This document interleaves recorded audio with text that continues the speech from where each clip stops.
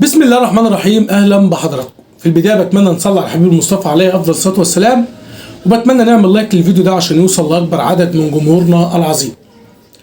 ايه اللي بيحصل وايه اللي بيدور داخل نادي الزمالك؟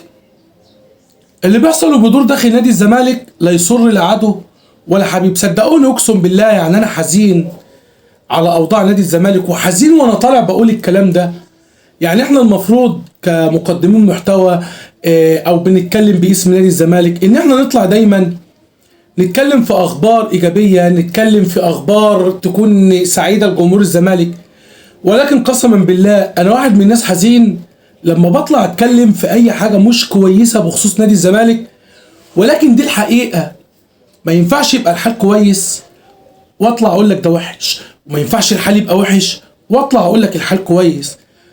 وانا بتمنى ان الحال يكون كويس، وبتمنى ان الاخطاء اللي داخل نادي الزمالك تتصلح، ولكن انا اشك ان الاخطاء داخل نادي الزمالك تتصلح في ظل وجود ثلاثة هم سبب امراض وسبب الفشل وسبب كل حاجة مش كويسة داخل نادي الزمالك. هكشف الثلاثة لحضراتكم في الفيديو، ولكن خليني اقول لكم ان بيسيرو خلاص وصل، والنهارده بيقود تدريبات نادي الزمالك. الراجل اللي هو جاي يعني في ظروف كانت مش مفاجأة، مش هقول مفاجأة، لكن هي مفاجأة بسيرو، يعني انه يكون بسيرو ده اللي مفاجأة. اما كمدير فني جديد ما كانتش مفاجأة، لان انا واحد من الناس برضه طلعت اتكلمت من 10 ايام بالظبط، وقلت ان جروس هيمشي. جروس بنسبة كبيرة مش هيلعب مباراة بتروجيت، يعني مش حتى مباراة الاهلي ولا بعد مباراة الاهلي، لا مش هيلعب مباراة بتروجيت. ولكن خلاص حصل اللي حصل ومشي جروس مشي للاسف. انا واحد من الناس كنت ايد رحيل جروس او ان هو ما يجيش نادي الزمالك، ولكن انا بقول للاسف. ليه بقول للاسف؟ ان مجلس الاداره هو اللي سمع كلام اللعيبه. يعني انا مش ضد فكره رحيله، لا انا مع فكره رحيله، ولكن انت كرئيس نادي ازاي انت قرارك ما يكونش من دماغك؟ ازاي لعيب زي شيكابالا، يعني شيكابالا ايقونه نادي الزمالك، انا واحد من الناس بعشقه، بس ما ينفعش شيكابالا يمشي كلمته او هو يدي اوامر لمجلس الاداره زي ما الاستاذ ممدوح عباس هو اللي دايما بيتكلم، تحس ان هو رئيس نادي الزمالك.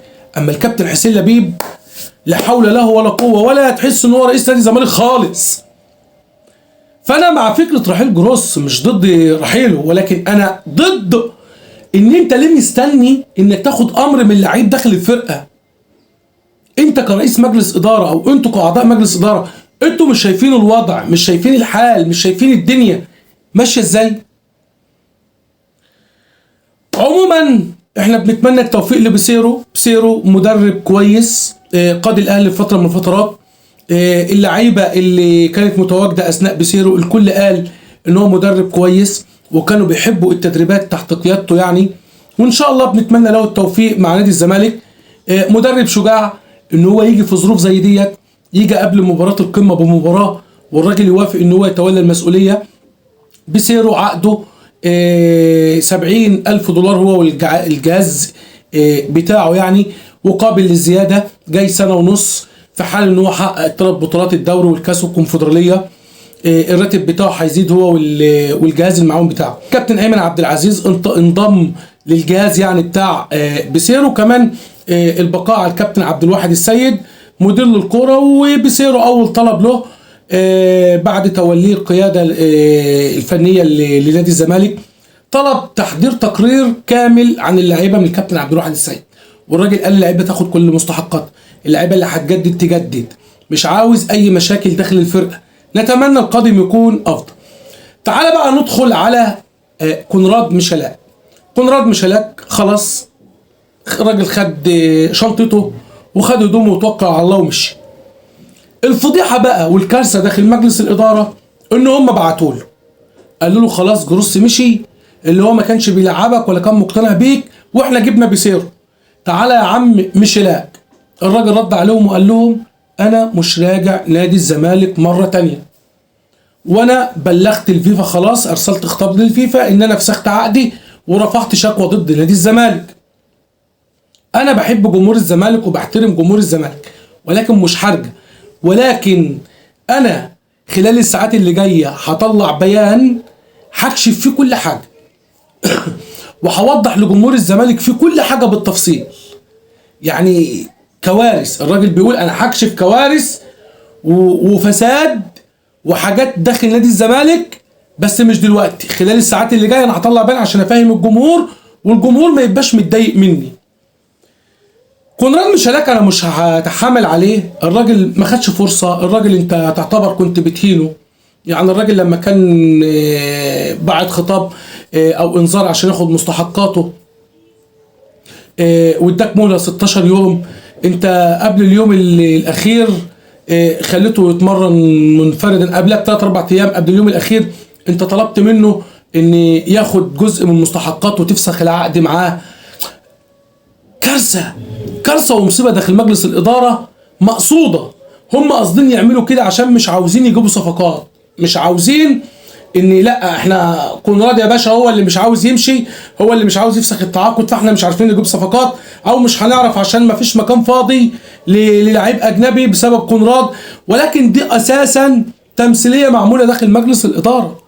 مجلس الاداره المرتعش بيبلغوا الراجل ان هو يرجع، قال لهم لا، زي ما برضه راحوا كلموا جوزيه جوميز وكانوا عايزين يجيبوه، الراجل قال لهم لا، رغم ان هو مشي وساب الزمالك في ظروف قاتله، في ظروف صعبه. انا بقى مش هقول لك هو مشي بسبب ايه مثلا، هم السبب، هو السبب، ايا كانت الاسباب ايه، ولكن هو مشي وتخلى عنك وسابك، رايح تدلق نفسك ورايح تجيبه وراح تطلب منه ان هو يرجع تاني. الراجل قال لك لا انا مش راجع، انا عندي خطه مع الفتح وهوصل لها وخطه نجاح ومش عارف ايه، وعندي مشروع وحكايه والروايه مع نادي الفتح السعودي. لحد امتى يا جماعه انتوا هتدوسوا على كرامتكم؟ لحد امتى؟ لحد امتى هتفشلوا في كل الملفات، مش قادرين تديروا ملف بما يرضي الله ومش عارفين تشتغلوا صح؟ لحد امتى انتوا رايكم مش من دماغكم؟ الناس اللي بره هي اللي بتتكلم، الناس اللي بره هي اللي بتديكوا الاوامر، الناس اللي بره هي اللي مسيطره على كل حاجه. انتوا صوره برافان بس كده، تابلوه كده بس محطوط كده منظر وخلاص، رئيس نادي الزمالك، ولكن انت لا تمت لنادي الزمالك باي صله. سبب الثلاثه اللي هم سبب الامراض داخل نادي الزمالك وسبب الفشل داخل نادي الزمالك والظروف اللي بيمر بها النادي هم 3، كابتن حسين لبيب والكابتن احمد سليمان والكابتن حسين السيد. الثلاثه دول، ومحدش يقول لي يا جماعه اصل هيعملوا ايه والضيقه الماليه ومفيش فلوس عشان يجيبوا صفقات ومفيش ومفيش ومفيش ومفيش. ما تقوليش ضيقه ماليه وتقول لي ضيقه مش عارف بتنجانيه. الناس عارفين المشاكل وعارفين الازمات، وانت مش شرط تروح تجيب لي 15 10 صفقه ومش عارف، انت تقدر تروح تجيب لي 3 4 صفقات وبارقام بسيطه بس تكسر الدنيا، بس صفقات تكسر الدنيا. ولكن احنا دم ممحي، مفيش فكر، ما بنعرفش نشتغل، احنا ما بنعرفش نشتغل. لحد دلوقتي مش قادر تجدد لزيزو. زيزو برضو اللي والده قال لك احنا هنطلع نوضح كل حاجه للجمهور بس في وقتها، وقال لك كل الارقام اللي بتتقال على السوشيال ميديا احنا ما طلبناهاش، غير حقيقيه.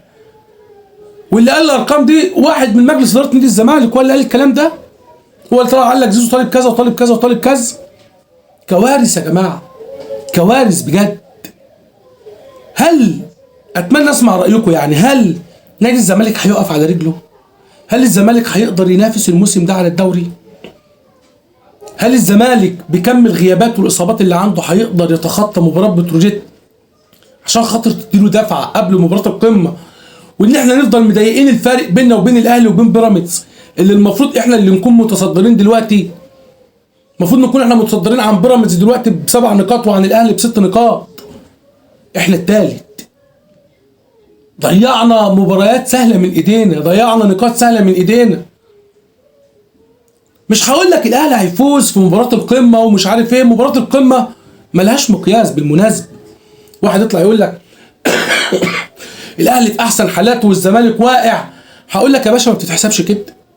لو بتتحسب كده، ما كانش الاهلي فاز في مباراه القرن اللي الزمالك كان افضل منه.